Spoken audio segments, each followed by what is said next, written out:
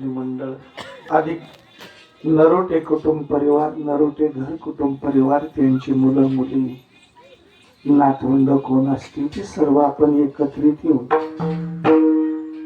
एका व्यासपीठावर येऊन अखिल ब्रह्मांड नायक जगनियंता लक्ष्मीकांत भगवान प्रभूच्या नामचिंतनाच्या माध्यमातून दुपारी 12:05 त्या प्रतिमेवर पुष्पवृष्टी करून त्या आत्म्याला परम शांती मिळवून द्यायची. त्या प्रित्यर्थ हे भजनादी कीर्तनाची ही सेवा आणि सेवा पार करण्यासाठी एक आधारस्तंभ म्हणून निवडलेला अभंग जगद्गुरु तुकोबारायांचा. धर्माची तू मूर्ती, पाप पुण्य तुझे हाती, मज सोडवी दातारा कर्मापासून नुसता. शाब्दिक अभंगाचा भावार्थ पाहून थोडंच वर्ष श्रद्धावर आपल्याला यायचं, पण तरी सुद्धा पुढं मांडणी करून ठेवतो. वर्ष श्रद्धासाठी भजन कीर्तन करावं लागतं का? शंका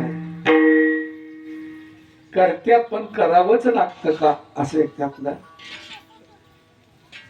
त्यासाठी एवढा मंडप, एवढा अन्नदान, हे कशाला? ह्या दोन बाजू आहेत ना. एक अति सुशिक्षित वर्ग म्हणतो हे तुमचं अंधश्रद्धा. मेलेली नेली, गेलेली गेली, ती काही खाली येत नाही, ती कशाला खर्च करत बसताय? काही जरी केलं तर ती येणार आहे ती का खाली, असं एक त्यांचं मत आहे. पण संत अधिक संत वाङ्मयाचा जर आधार घेतला तर त्यांनी सांगितलं हे करावं लागलं. 1000 माणसं घेऊन केलं तरी श्राद्ध, 2 माणसं घेऊन केलं तरी श्राद्धच. पण त्यासाठी भजन कीर्तन, अन्नदान हे गोष्टी केल्या जातात.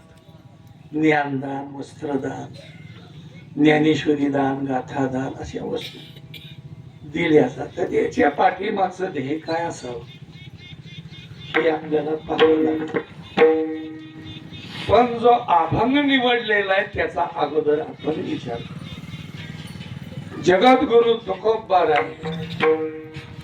अनंत कोटी जगनियंता क्षेत्र पंढरपूर चंद्रभागे तिरी असणार आहे त्या पांडुरंगाजवळ हात जोडून एक विनंती पूर्वक प्रार्थना करतात,